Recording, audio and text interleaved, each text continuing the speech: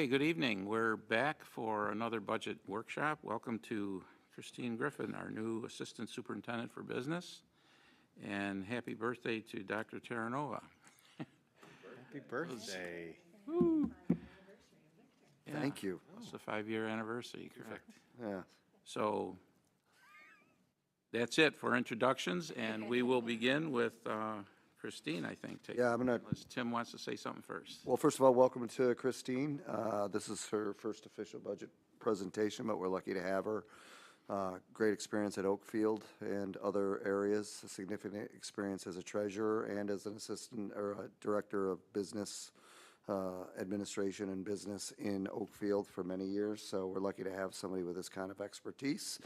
She and I have been collaborating, but she's doing obviously the bulk of the heavy lifting around our budget, and we're going to talk about revenue and continue to look at that concept of refining what our revenue is going to be for next year, as well as we refine our expenses. And I think that's where we're going to continue to go to as we move into personnel next month. So without further ado, I'll turn it over to Mrs. Griffin. Thank you, Tim. So tonight we're just, the goals of the budget, we're going to go over that a little bit tonight.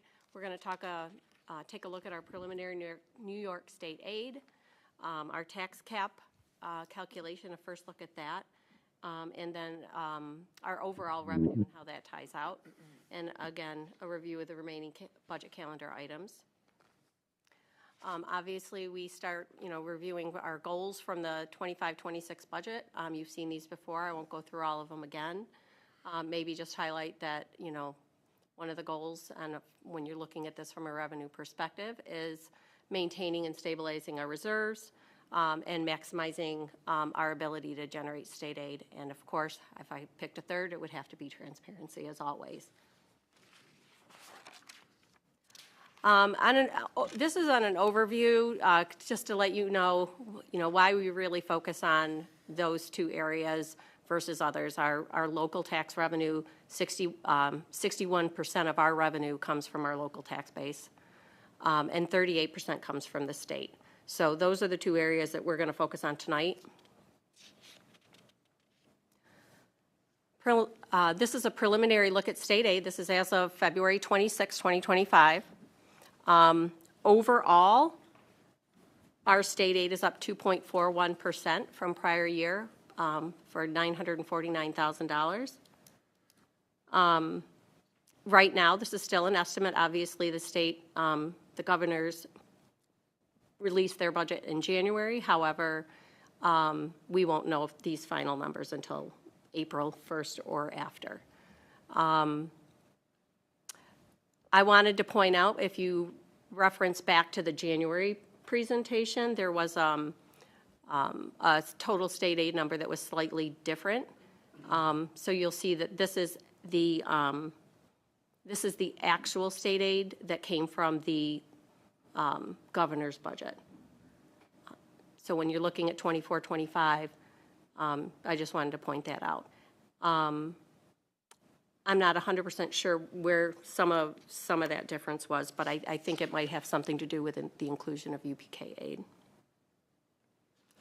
Foundation aid is only up 4.29% for $1,094,000. Two things that impacted that this year were the governor did accept a couple of the elements from the Rockefeller study, those recommendations.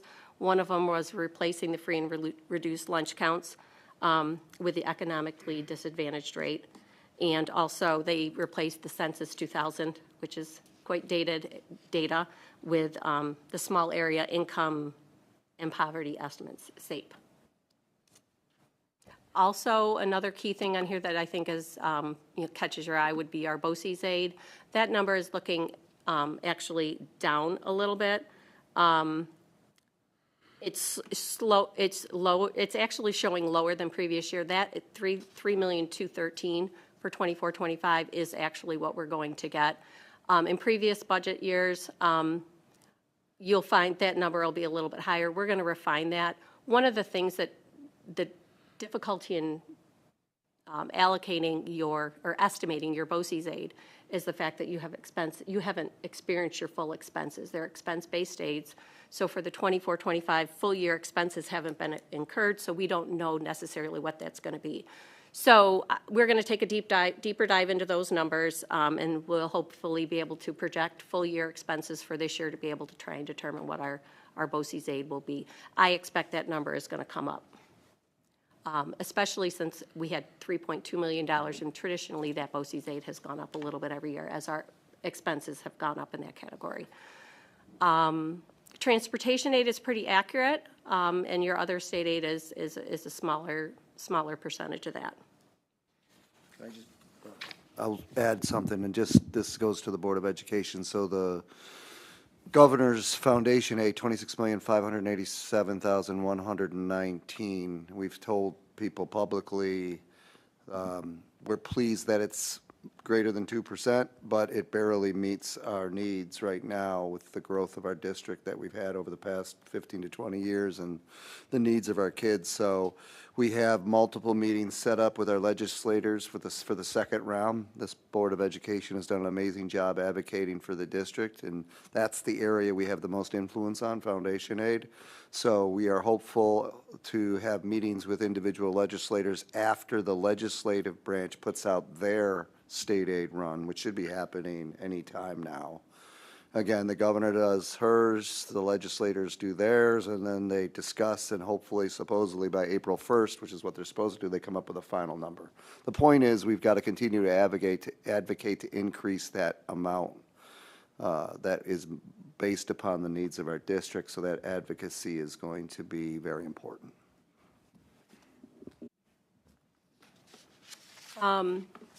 Continuing on, just a couple of comments on the preliminary state aid. The building aid amount for 25-26 reflected in the governor proposal does not include any aid for the new capital project. You won't see that impact until the 26-27 school year. That has been confirmed. I think last time, one of the last presentations from Dick, he wasn't sure when that, what that was, and he was going to follow up. So I wanted to make sure we followed up on that. And then, again, I commented down below about the BOCES aid. We've already talked about that. Moving on to our tax cap calculation.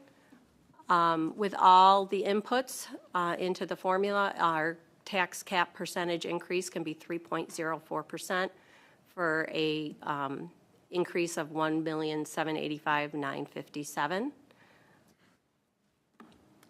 I want to talk about factors that are impacting that tax cap calculation. So I put on here some factors, what they were in 24-25 and the change to 25-26. So the tax-based growth factor in the formula for 25-26 was 1.0158. That went down to 1.0117. So that change impacted our tax cap on a downward method by about $240,000. We had an increase in pilots from the 24-25 to the 25-26 school year. That has a direct impact on this, so we're not able to levy that amount, so that's $163,000. Our capital exclusions stayed pretty level, and that's kind of what your goal is to keep that pretty steady so it doesn't have big swings and impact on your tax cap. So that didn't have a huge impact. Kind of talk a little bit about CPI. Obviously, the tax cap formula, everyone knows, they look at it, it's capped at 2%. This is the piece that's capped at 2%. So it didn't change from last year because last year it was the CPI exceeded the 2%. This year the same thing, no different. The CPI exceeded the 2%. It was 2.95%. It would have been 2.95% if they used CPI. That impact on our tax cap is $575,000 that we can't, because that we miss out on. Inflation's higher, we're capped at 2%. Just taking a look at our tax levy history over the last 5 years, you're looking at a 3.13% increase between the years 21-22 to 25-26. So it's in a pretty steady.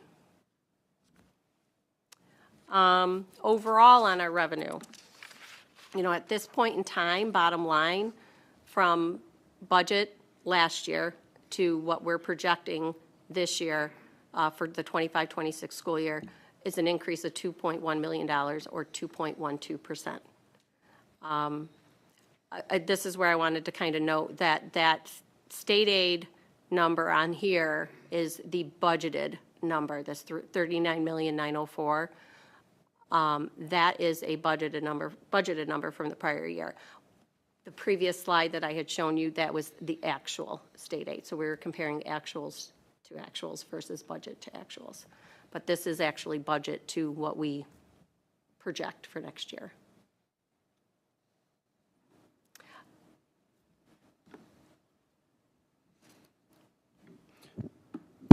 So going forward, we have the dates for our next meetings, but I wanted to talk about what we're going to be looking at between now and then, and now over the next month or so. But we're going to be looking at the expense side of the budget, kind of shifting gears a little bit while we wait to hear more on the governor's budget. But I'm going to be working with Dorothy on the personnel side of the budget.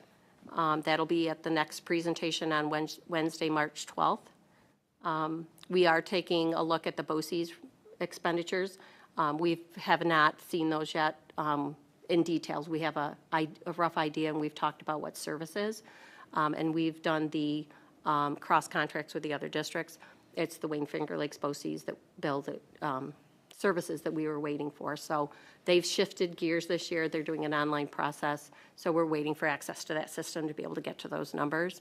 So we're going to be refining that and having conversations about, what the requests are. We're also going to be taking a look at the current year's budget and how we're performing and what we might have for a projected fund balance at the end of this fiscal year. And we're going to take a look at a long-term financial plan, what we're looking at down the road with these trends, which, state aid can't stay at the pace that it is, and, the more advocacy that can be done for that is obviously helpful. And again, we're just keeping monitoring from the state.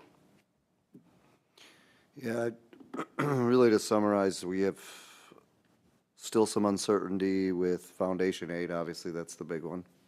We have uncertainty with just finalizing our BOCES aid, and we still have to really refine our expenses. The challenge right now, as Christine said, is our revenue is going to be looking like somewhere between 2 and 3% increase, and our expenses, if we're really good, are probably going to be close to 5 to 5.5%. So there's going to be a gap between the expenses and the revenue.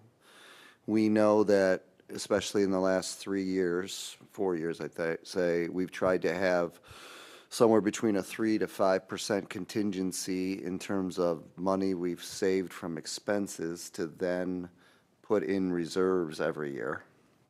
That's still the plan for next year, but we have to be cognizant that that gap might have to be filled to some degree by the contingency, and that's where we have to talk as a board and a group, because that gets on the edge of being fiscally consistent and being able to be stable year to year. That's our challenge right now. We want to take that, whatever money is, that 3 to 5% that we save at the end of 24, 25, and we want to be able to refurbish our reserves with that.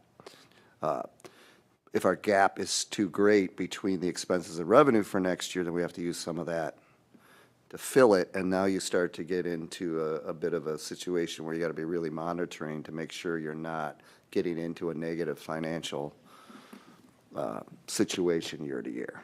So we're right on the edge. I guess the point is we are definitely in a challenging situation. I really thank all the district leadership and the administration, especially the principals working with our district office to look at our expenses and make sure that we're servicing kids at the level that we need to. We added significant staffing in the last 3 to 4 years, and we have to keep that staffing. So, it's necessary. So that's why the advocacy we're doing and just continuing to work together to make sure you get as much information as possible around what we need to do. financially moving forward is really important. So I just wanted to make sure that was out there. Okay, board members, questions on anything? Mrs. Mitchell delivered a question from home. She couldn't be here with us tonight, but she is watching, and this was a very valid point. For those who aren't as familiar, can you define for the public or anyone who's watching CPI and pilots so that they know what those inputs were that we were talking about? Absolutely. So Thanks. CPI is the Consumer Price Index. That is what expenses are increasing year over year. That is the factor that gets impacted with the 2% that you're capped at. You can't go above that.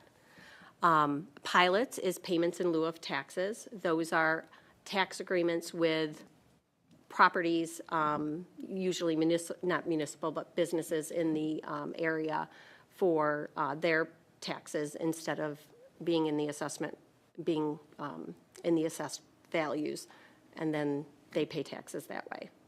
And that's usually part of economic development within a municipality. Good question from Mrs. Mitchell from home. Yes, thank you. No, It's a great question. everyone. Trust me, there's a lot of acronyms in school finance, and it can get confusing. Yes, we want to make sure everyone understands those inputs. The tax cap, where is that derived from? The percentage, at least. So these are the factors that go into the tax cap. So you'll see on there, when we talk about pilots, if you go down about line, I'll use an example. You start with your levy from the prior year, and you have various factors that go in and out of that. Your pilot's receivable from the prior year, your pilot receivable from the current year, that net change impacts it. Your capital exclusion from the prior year and your capital exclusion from the current year impacts that. The 2% growth factor is,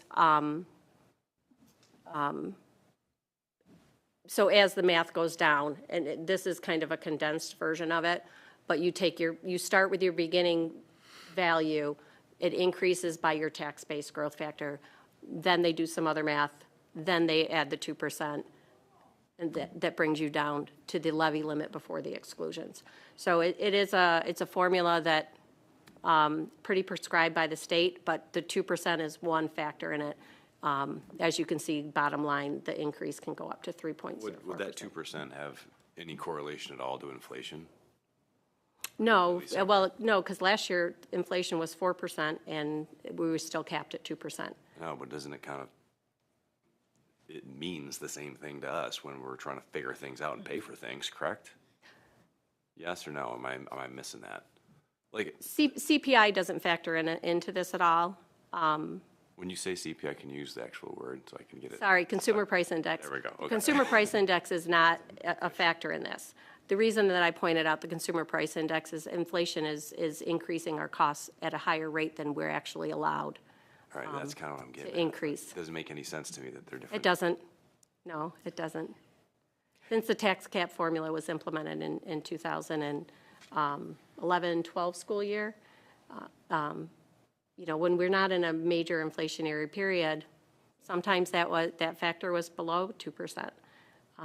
But in more recent years, it's been a significant impact, the fact that your expenses are going up higher, yet we can't raise our tax levy more than that one piece of it, more than that factor. So if I may, when we look at personnel and the next go around, we're really considering CPI inflation with regard to looking at for salaries and increases and whatnot, right? I mean, that's not necessarily something we're going to discuss here, but I'm sort of using my corporate hat to say, here's your 2% based on what the formula is telling you get, but really you're going to be dealing with about 5% for inflation expenditures that could hit you. So you're going to defray 3% of a hit as opposed to 5%. And right? That makes things challenging. Very challenging, Yep. Especially when you want to be very supportive and make sure we're operating at the highest capacity that we can. Correct. Hence the reason for the continued advocacy, because we're handcuffed. We're handcuffed by a tax cap and this amount of state aid we get. So we really need to make sure they understand the differences that are happening in Victor from other school districts.